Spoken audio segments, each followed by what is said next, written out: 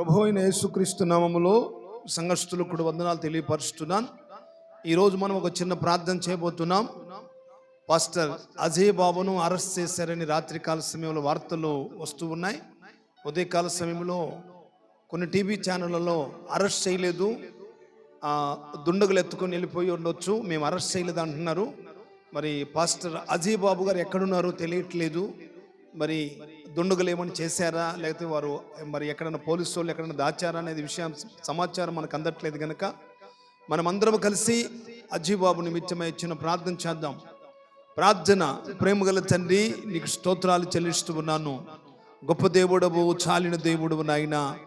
అజయ్ బాబు ఎక్కడున్నా మీ సేవకులు తండ్రి కాపుదల దయచేయండి, మీ దూతను పంపండి, నీ నామానికి మహిమ తెచ్చుకోండి. క్రైస్తవుల మీద జరుగుతున్న ఈ దాడి విషయంలో ప్రభువా కృంగిపోతున్నాము నాయన, నీ స్తోత్రాలు నాయన, నలిగిపోతున్నాము స్వామి, నీకు స్తోత్రాలు. ఒక్కసారి మీ దాసునికి కాపుదల దయచేయమని ప్రార్థన చేస్తున్నాము నాయన.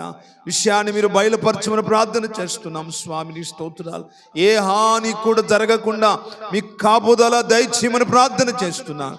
ఏదమ చేతనైనా మీ సేవకులు నాయన అజయ్ బాబు గారిని మీ చేతులు సమర్పించుకుంటూ యేసు నామములో అడిగి వేడుకొనుచున్నాము తండ్రి. ఆమేన్, ఆమేన్, ఆమేన్.